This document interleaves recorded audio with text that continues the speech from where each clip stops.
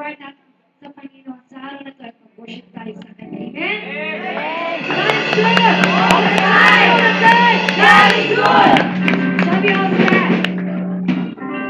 bago tayo umawit, sigaw mo natin na praise the Lord! Praise the Lord! Praise the Lord! Praise the Lord! Praise the Lord! Praise the Lord! Hallelujah! Amen. Hallelujah! Thank you, Jesus.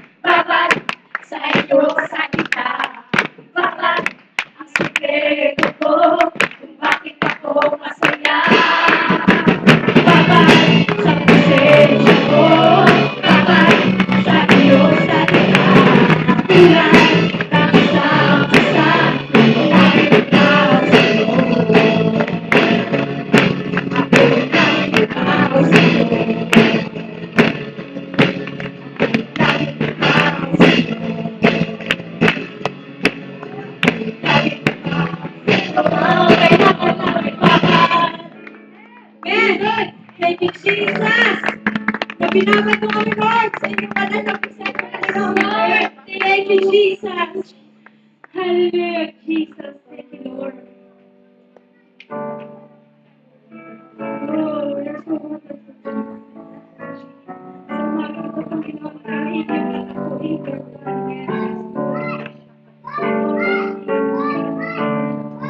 narito kami, Lord, at nagpapakumbaba, Panginoon, sa inyong banal na harapan, Lord.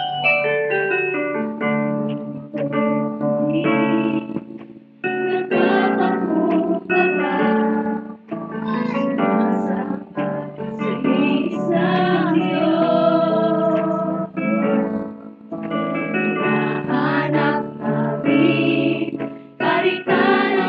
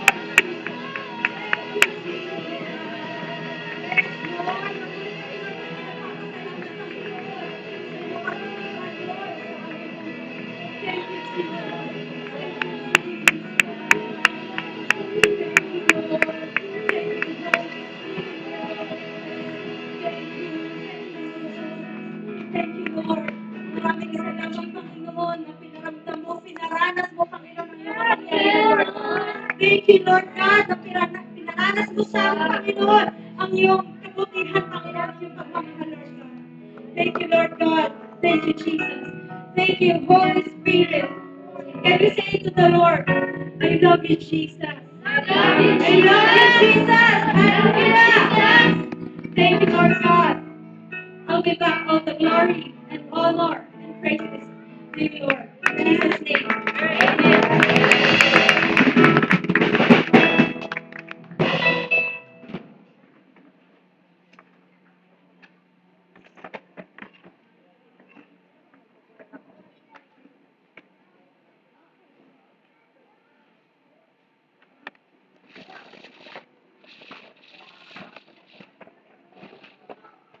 Praise. Praise. Praise. Hallelujah. Hallelujah. God is good. All the time. And all the time. God is good. Amen. Hallelujah. Masunurin talaga ang mga ng Diyos. Hinihiling ko ang mga babautismuhan at ang mga bisita ay dito uupo sa harapan. Ang mga member ay atras muna sila. Pagbigyan natin ang ating mga bisita. Lahat ang kasama ni Sister Mali, ang mga anak niya, kapatid niya, si Brother Christopher, galing sa ating main church sa Cubao, Quezon City, Kamuning. Lahat ng mga bautismuhan, lahat ng mga bisita ay dito sa harapan.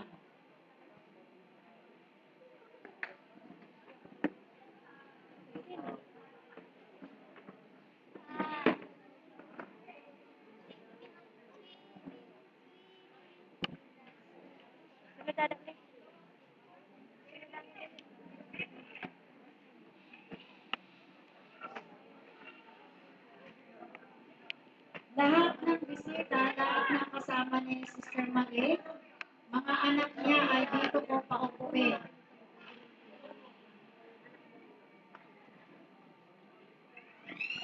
Saan si Sister Mali? Mga anak mo. Kunin mo, Sister. Ang lahat bautismuhan. Brother Nano. Dito ka, dito ka. Sister Nene. Komot. Si...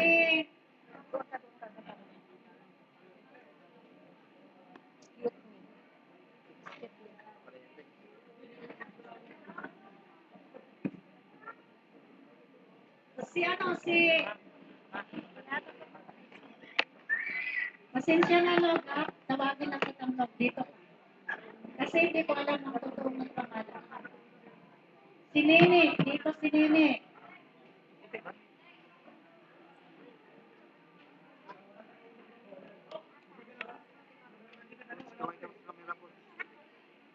Mamaya na tayo magpintuan, ha? Kasi service ito, gawain ito ng Panginoon ngayon. Praise God. Hallelujah. Mamaya na tayo mabisi at ang ating mga cellphone, kung pwede lang, i-off muna. Kasi nakikita ko kayo, mga busy. At ang mga cellphone ay mamaya na. 15 minutes lang to. Hingiin ko sa inyo. Sino ang bisita ngayon? Taas ang kamay. Praise God. 5. Sino ang babautismuhan ngayon? Taas ang kamay. Praise God. Hinihiling ko mamaya si Sister Mara na isusulat ang mga pangalan ng magpabautismo. Hallelujah. Sa araw na ito, alam natin ay Holy Week, Huwebes Santo. Ginugunita natin ang araw ng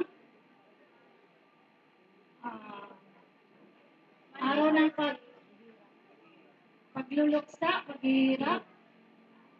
Araw ng paghihirap, pagninilay sa ating Panginoon, no? Pagunita, pagninilay. Praise God. Hallelujah. Kaya, nandito tayo ngayon Dahil mayroon tayong gagawin na pinaka-importante sa bawat isa sa ating buhay.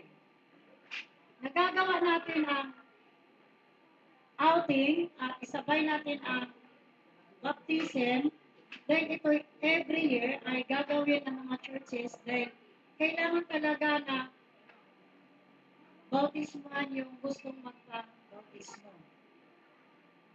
Hallelujah, yung gusto lang. Dahil kung ilublob ka na hindi mo alam, sasabihin mo na, anong nakikita mo? Ay, ang maliit na isda yun. Dahil hindi mo alam kung anong nakikita mo. No? Kaya, ang araw na ito ay gulitain natin ang araw ng pagnilay-nilay sa ating Panginoon sa ginagawa niya na paghihirap, pagdurusa. Kaya nga, mayroon tayong 7 last word dahil lagi nating ginugunita ang 7 wika ng ating Diyos. Dahil kung sa tao pa, example natin kay President Ninoy Aquino, kapag may sona siya, yung sona na yan ay hindi na yan, pabalik-balik, di ba? Once na sona, ay tapos na yon na sinasabi niya. Pero hindi na niya laging ginugunita. Ibang ating Diyos, ang sona niya noon, bago siya pumunta sa langit, ay nag-iwan siya ng 7 wika sa ating dito sa lupa. Kung ano ang mensahe sa 7 wika. Kaya ngayon, hindi ako magme-mensahe ng 7 wika. Ang mensahe ko ngayon, tungkol sa bautismo. No? Sa bautismo tayo. Kung sino may mga Biblia, basahin natin dito sa Matthew chapter 3, verse 13 to 17.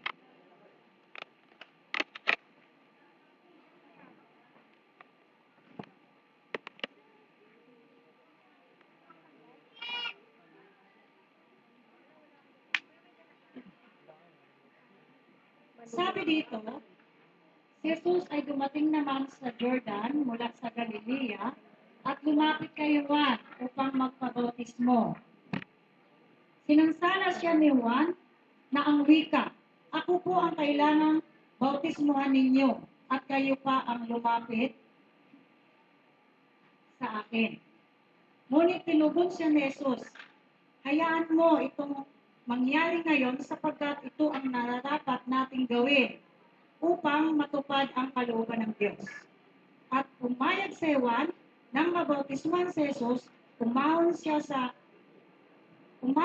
tubig, nabuksan ang langit at nakita niya ang Espiritu ng Diyos. Bumaba sa kanya gaya ng isang kalapati. At isang tinig mula sa langit ang sabi, ito ang minamahal kong anak na lubos kong kinalulugdan. Ito ang minamahal kong anak na lubos kong kinalulugdan. Praise God. Hallelujah. Alam ba ninyo ang ating Panginoon?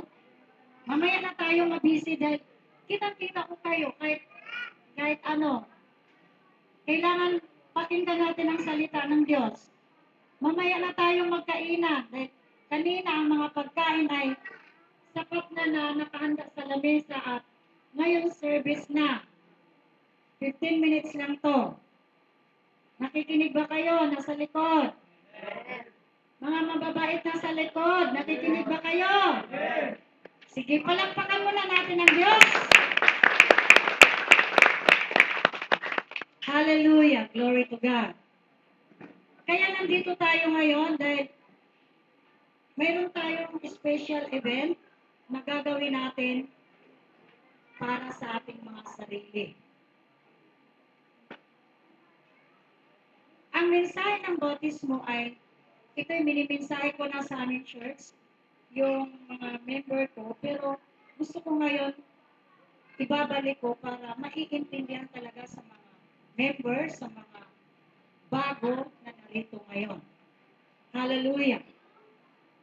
Sabi dito tayo sa Matthew chapter 3, verse 16, nang mabautismuhan si Jesus, umahon siya sa tubig, nabuksan ang langit at nakita niya ang Espiritu ng Diyos. bumaba sa kanya gaya ng isang kalapati. Noong time ng ating Panginoon, binautismuhan ni Juan, mayroong nangyayari na ginawa ang Diyos Amang nasa langit. Binuksan niya ang langit sa time na yon, nung pagsabi ni Juan na, bautismuhan kita, sabi niya, sa ngalan ng Ama, ng Anak at Espiritu Santo. No? At sa time na yon ng pagbautismo ni Juan, nabuksan ang langit para kay Panginoon Yesus. Bawat isa sa atin, ang ating Diyos ay isang good example natin, isang tularan natin sa ating mga buhay. Si Juan Bautista, dapat hindi siya magpabautismo dahil alam niya ang bautismo niya ay Diyos. Siya tao lang. Pero ang sabi ni Panginoong Yesus, Juan, gawin mo ito dahil ito ang nararapat nating gawin. No? Nararapat nating gawin. Nagpapakita ang Panginoon na siya ang nangunguna. Pinangungunahan niya ang ating mga sarili. Na ang bautismo ay dapat gagawin natin mga tao dito sa lupa. Dahil nagbibigay siya ng example. Ang ating Panginoon ay hindi siya dapat magdurusa. Hindi siya dapat maghihirap sa kanyang sarili dahil siya ay Diyos. Pero pinapakita niya, nagpapakumbaba siya, pinapakita niya sa kanyang sarili na mayroon tayong tutularan na katulad sa kanya. Siya ay nagpabautismo at pag-ako niya nabuksan ang langit sa kanya. Alam ba ninyo sa ating mga buhay, sa ating mga sarili, kapag tayo magpabautismo, ay buksan ng Panginoon ang langit bawat isa sa atin. Ano ang langit? Ang langit ay kaharian ng Diyos. Ang lahat ng magagandang bagay ay nasa langit. Dito ang mga bagay sa lupa ay nakikita natin mga ano lang yan, mga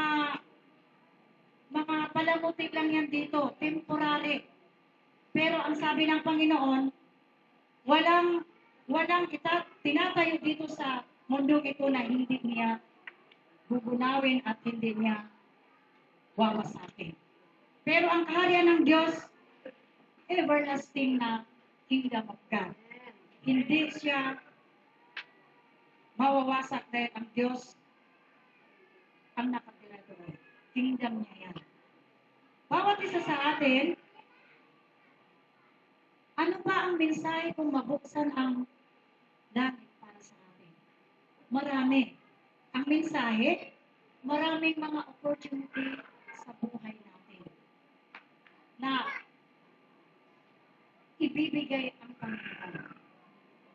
Bukas ang langit para sa iyo.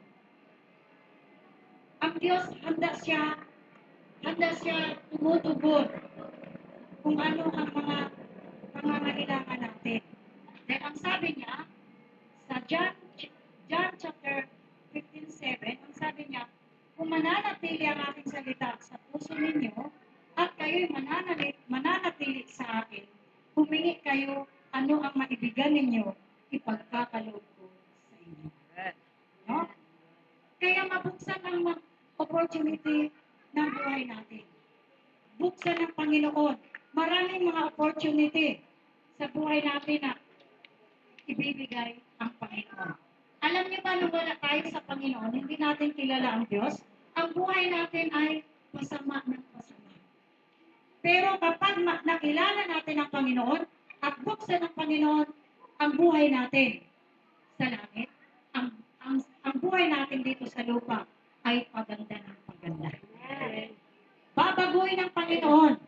Kaya nga, ini-encourage ko sa bawat isa na yung buhay natin nung wala pa tayo sa Panginoon, parang wala ng pag-asa. Parang lagi tayong kapos. Parang wala tayong malalapitan.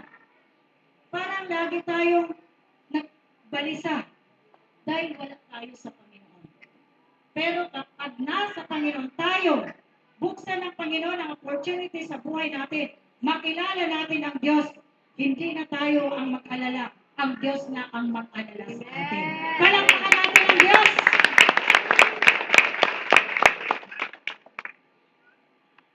Kaya ang paglilingkod sa Panginoon, hindi ito relihiyon. Hindi kami magkukumbinsi na umanib kayo sa aming relihiyon. At kung mabautisman kayo, ay hindi na kayo makakalaya. Pray kayo. Dahil ang bautismo, ginagawa lang nito, itatalaga ka lang ng itatalaga ka lang sa Diyos ang buhay mo. Dahil kung dito ka pa sa lupa, ang Diyos ay patnubay mo at gabay mo. Hindi yung relihiyon. Kaya buksan natin ang ating mga isipan na huwag natin titingnan ang relihiyon. Pag sabi na, mga born again yan, huwag kang sumama. Dahil nakakalungkot, marami ngayon gustong sasama ng mga young people, gustong sasama na mga anak. Ang sabi pa ng mga magulang na, pag sumama ka dyan, itatakwil kita bilang isang anak. Kaya, yun ang pagkakaintindi ng wala pa sa Panginoon. Pero, para sa atin ngayon, nandito ngayon, intindihin natin na ang bautismo ay isang mahalagang gagawin mo sa buhay mo. Dahil ito'y pakipag-covenant mo sa Panginoon. Pakipagrelasyon mo sa Panginoon. At buksan ng Panginoon ang mga blessings sa buhay mo. Dito tayo sa pangalawa. Sabi dito, ang langit at nakita niya ang Espiritu ng Diyos bumaba sa kanya gaya ng isang kalapati. Kapag ikaw mag-decide ng bautismo sa sarili mo, buksan ang langit para sa iyo at ang banal na Espiritu ay makakasama mo. Mananahan sa buhay mo. Ang Diyos natin na Espiritu, hindi siya nakikita. At ang Espiritu Santo, ito ang ating comforter. Yung nagko-comfort sa atin, nag-aalib sa ating mga sarili. Kung mayroon man tayong mga bagabag, mayroon man tayong mga mabigat na mga problema, i-comfort ka ng Holy Spirit. Talagang aliwin ang puso mo. Yan ang trabaho ng Espiritu Santo sa buhay natin. Kaya, ang bautismo ay hindi relihiyon. Isipin natin na buksan ng Panginoon ang opportunity sa buhay natin at ang banal na Espiritu ay mananahan sa puso natin. At itong pangatlo ang sabi dito, at isang tinig mula sa langit ang nagsabi, ito ang minamahal kong anak na lubos kong kinalulugdan. Kapag mag-decide tayo ng bautismo, ay inaari tayo ng Diyos na anak at nalulugod ang Diyos sa atin. Hallelujah. Glory to God. Hallelujah. Nalulugod ang Diyos sa atin. Hindi tao ang nalulugod. Hindi ang relihiyon nalulugod. Nasabihin na nagpabautismo ka dyan sa team ministry, ay hindi ka na makakalaya dyan. Ay member ka na nila. Ay talagang habul-habulin ka na. Magbibigay ako ng example sa inyo. Siguro mga 20 members ang umalis sa ministry namin last year. Pero hindi ko man lang binisita at hindi ko man lang hinahabol. Dahil wala na akong pananagutan sa kanila. Ang lahat na umalis sa aming church ay itinilaga ko na sila sa Diyos. Ang Diyos na ang bahala sa kanila kung saan man sila pumunta. Patnubayan sila ng Diyos at gagabayan sila ng Diyos. Hindi ko trabaho yung makikita ng tao. Trabaho ko pagmensahe sa salita ng Diyos. Kung ayaw maniwala ng tao, okay lang. Kasi ang salita ay galing sa Diyos. Kung naniniwala ang tao sa salita ng Diyos, hindi ito sa akin. Then ang sabi ng Panginoon, kung sino ang nakikinig sa inyo, ay nakikilala din ako. Palakpakan natin ang Diyos.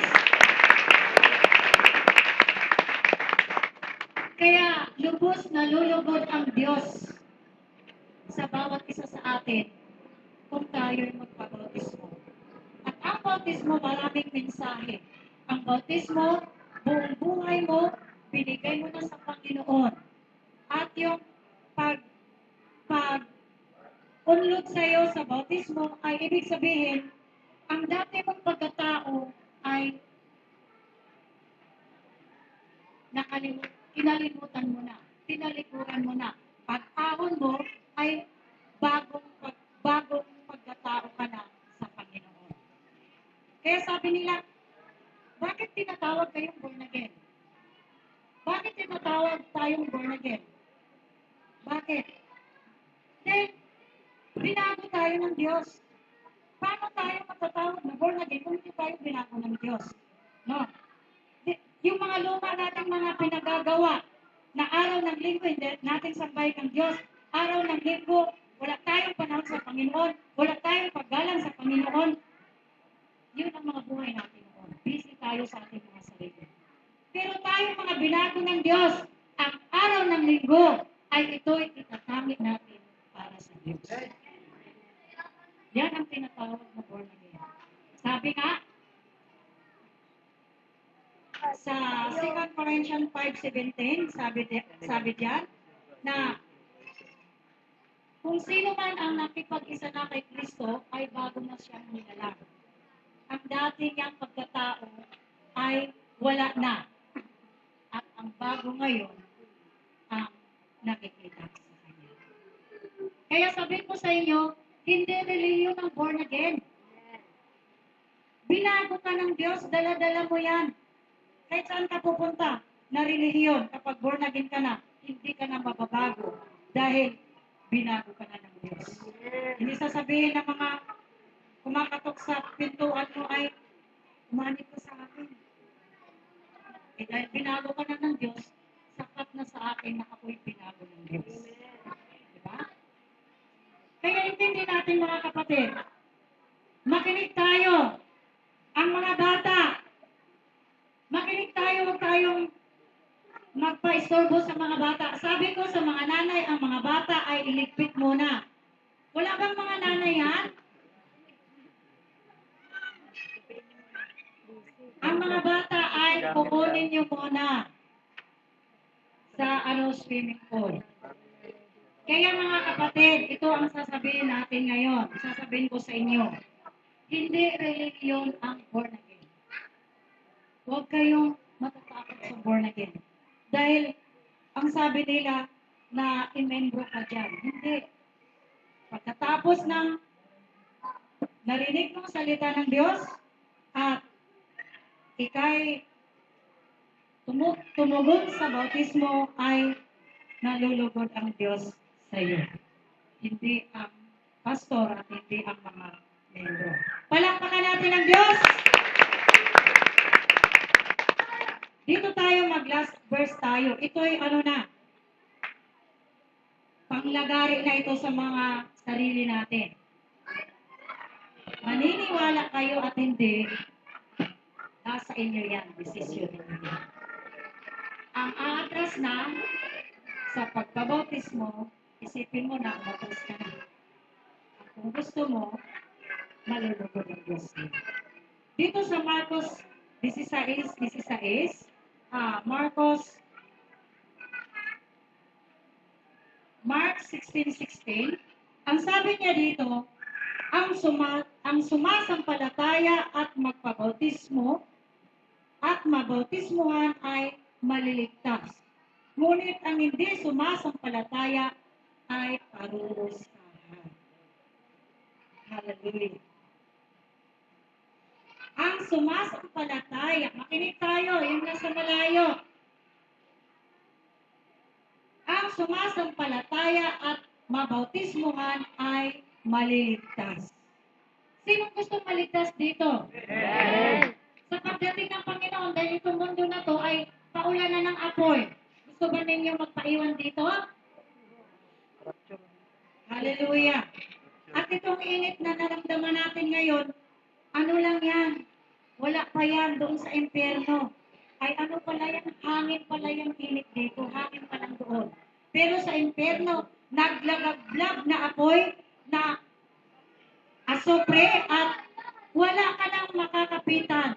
Dahil ang apoy doon para ding dagat, napakalawak na wala ka nang makakapitan.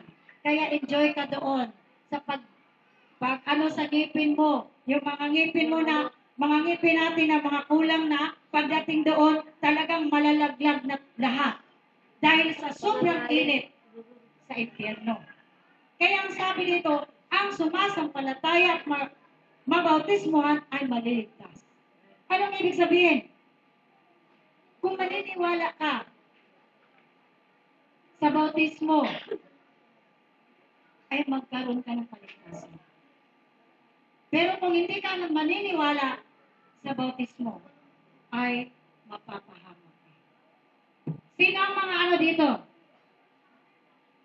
Magaling sa mga computer ngayon. Alam ko, kahit maliliit na bata, sa yung apo ko, 1.5 year old pa. Pero ang galing na sa ano sa tablet. Ako hindi ko man lang alam yan. Kaya ang cellphone ko, my phone, 1,400. Marami akong cellphone na may mga FB, mga touchscreen. Mapalad yung mga pamangkin ko dahil pinamimigay ko sa kanila. At kung sino mang kaibigan ko, hindi ako madamot. Lahat ng cellphone ko ay pinamimigay ko sa walang cellphone. Itong nagpaiwan sa akin, my phone. Kaya, anong sinasabi ko dito? Sino ang magaling ngayon sa computer? Alam ko, kayo lahat. Nagtaas ng kamay si Kayla doon. Galing dito, wala talagang ano. Wala magaling, ako lang hindi magaling. Praise God. I-search ninyo si Angelica Sembrano. Totoong-totoo yan. Bata pa yan, 16 years old. Kinuha ng Panginoon ang kanyang spirito. Dinala niya doon sa langit. Yan. Pinakita doon ano ang mga bagay sa langit. Sa langit ay lahat ginto ang daanan. Perlas ang mga dingding. Mga precious stone ang mga wall. Ang mga door ay mga perlas. At kahit saan ka pumunta doon sa langit ay kumpleto doon ng mga prutas. At ang mga tubig doon ay yung kulay na yan ay kulang pa. Nag-blow ang mga tubig doon. Kumpleto doon. At mayroong lamisa doon, napakahabang lamisa. Nakalagay doon ang mga korona. Yun ang inilaan, inihanda ng Diyos para sa atin na tayo'y maliligtas. Pero sa mga mapapahamak na hindi naniniwala sa bautismo, mapapahamak, tingnan ninyo kung saan ngayon si Santo Papa. Saan ngayon si Michael Jackson? Saan ngayon si Selena? Saan ngayon yung mga taong hindi tumutupad sa tithes and offering? Saan ngayon yung mga bata na matitigas ang ulo, suwain ng magulang? Nasa impyerno. Nagtanong si Angelica Sembrano, bakit 16 years old nandito to, Panginoong Diyos? Paano? Pinapaaral. Hindi nag-aaral ng mabuti. Lumalaban sa magulang. Nag-cutting class. Sinasayang ang pabaon ng magulang niya na ang magulang niya talagang ang pumapatak ang pawis sa pag-drive, pumapatak ang pawis sa pagpukpok ng martilyo, pumapatak ang pawis sa pag-welder, pagdating sa mga anak. Sinasayang. Ayun. Nasa impyerno. Ayun. Santo Papa ay nasa impyerno. Nagtuturo ng hindi katotohanan. Hindi tinuturo ni Santo Papa ang bautismo. Na isang mensahe, isang requirement sa kaligtasan. Andun. Bakit si Michael Jackson nandun? Dahil pag mag-concert si Michael Jackson, kahit saan siya pumunta na nasyon, ay maraming tao. Kahit hulugan pa ng karayom, ay ang karayom hindi mahuhulog sa lupa. Dahil maraming mamamatay dahil sa sobrang tao na yung siksikan. Pero sa pagdating sa pagsimba, walang tao. Pagdating kay Michael Jackson, maraming tao. Maraming mga tao nag-idol sa artista. Mga singer, mga artista, kaya mga teleserye natin ngayon, mga kissing scene, wala man lang 24 hours ang TV, hindi gumukurap, nakatitig, dahil hinihintay nila ang paghalikan, hindi pa nila nakikita sa kanilang partner, ganon. Pero pagbasa ng Biblia, walang magbabasa, inaantok. Kaya maraming nakikita doon sa impyerno. Hindi ito kasi sinungalingan. Si Angelica Sembrano, hindi lang siya ang isang nagpatotoo. Maraming nagpatotoo na kinuha ang spirito niya at nakita niya ang Diyos at ang langit. Next time, makakasama natin ang babae na yan. Na pag makausap mo siya, lagi siyang nakangiti. Pero katoliko siya, lagi siyang nakangiti. Dahil lagi na nai-imagine ang langit. Napakaganda ng langit. Sabi ko, sister, bakit ang saya mo? Sabi ko, paano ko sa pastora? Lagi ko maalala ang langit. Sabi ko niya, napakaganda. May mga awitan, may mga angel, umaawit, may mga tugtugan, mga drums doon. Sabi niya, bakit kaya binalik ako dito sa lupa? Ganon yan. Kung tayo'y maliligtas. Pero pagdating sa interno, sa kaparusahan, na kung ano ang sinasabi doon, kung galing ka doon, pinapakita sa'yo doon. Katulad ni Angelica Sembrano, nung nakita niya ang impyerno, mayroon doon nagtungits, nagsabong, ng babae, kung ano na lang, nagluto, kung ano na lang, tinatanong niya, ano yung mga tao na yan? Yan ang mga taong nagpasasa sa buhay nila sa mundo. Walang takot sa Diyos. Sa umagang ito, sabihin ninyo na sinungaling ako. Bawat isa sa atin ay hindi tayo mananatili sa mundong ito. Mayroon tayong tamang panahon. Sabi ng Panginoon, may panahon sa pagsilang at may panahon sa pagkamatay. Magkita-kita din tayo. Kahit ako'y matanda na, kukunin ng Panginoon, magkita-kita tayo. Masasabi ninyo, yan ang pastora sa sa Taguig. Doon ako nakapagsimba 3 beses. Yan, nakita ko yan. No? Pwede pa ninyo ako sasabihin doon sa mga ninyo ibang mga spirito at kaluluwa.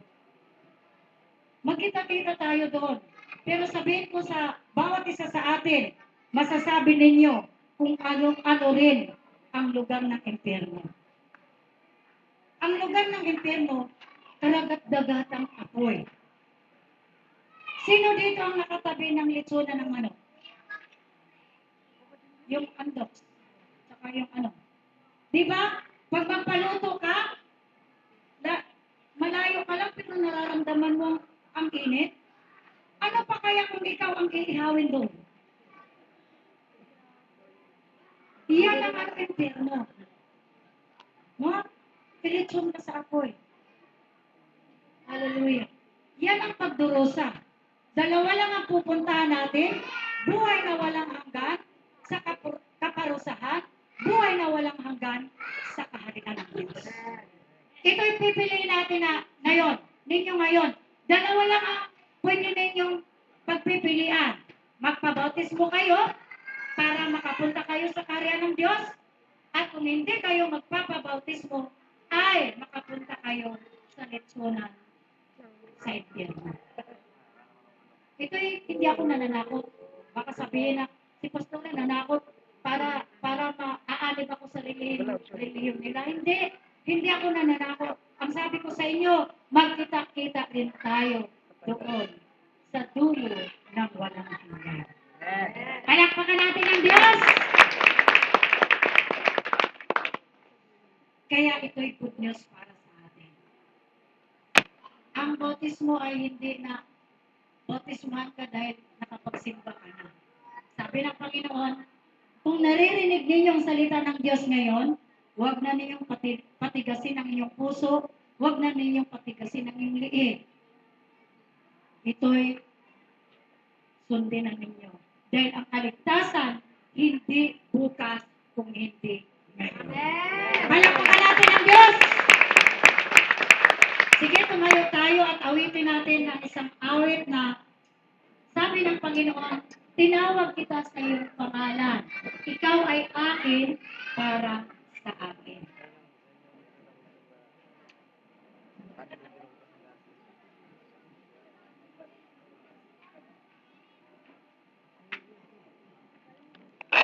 Hallelujah. Hallelujah.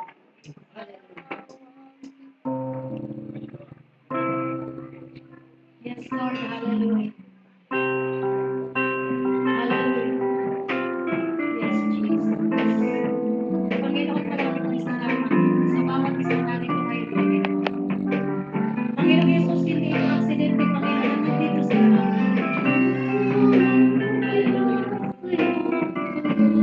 Yes, Jesus.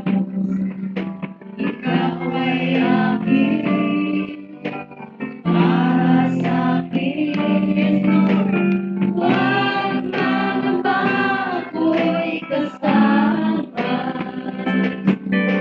Matapos pa ang sangkaibigan, hindi kita iiwan. Dahil kita sa'yo pangalan, ikaw ay akin, para sa'kin. Huwag mangamba, ako'y kasama. Matapos man ang sangkaibigan, hindi kita iiwan. Dadalhin kita sa pastulan, di kita pagkukulangin. Dadalhin kita sa pastulan, at do'y pagpapalain. Dadalhin kita sa pastulan, di kita pagkukulangin. Dahil mahal ka sa akin. Iawitin natin ito muli at sabihin natin sa ating sarili, tawagin mo ako sa pagpagiling ko na ay akin, para sa akin. Huwag mangamba, ako'y kasama. Matapos man ang sangkaibigan, hindi kita iiwan. Dahil kita sa pastulan, di kita pagkukulangin. Dadalhin kita sa pastulan, at do'y pagpapalain. Dadalhin kita sa pastulan, di kita pagkukulangin. Dahil mahal ka sa akin. Dahil mahal ka sa akin. Dahil mahal ka sa akin.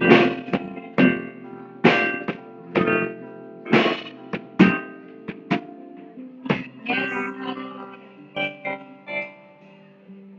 Manalangin tayo ngayon at gusto kong gayahin ninyo ang aking panalangin. Ang kanang kamay ninyo, ilagay niyo sa dibdib.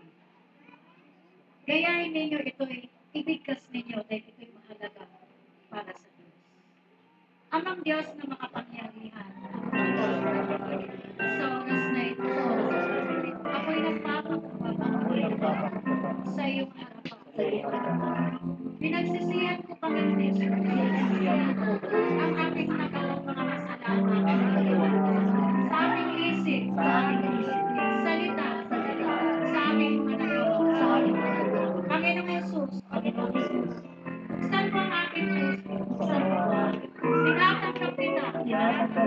na ikaw ang Diyos, na ikaw ang Diyos, na aming tagapagligtas. Panginoong Jesus, Panginoon Jesus, imbitahan mo ang iyong banal na Espiritu ang iyong banal na Espiritu ay manahan ay manahan sa aming puso. sa amin.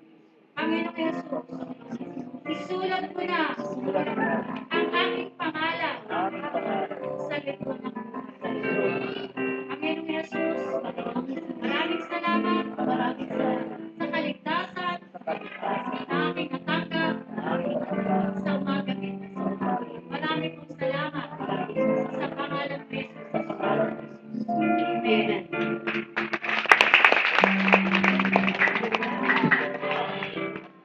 Makakaupo na tayo.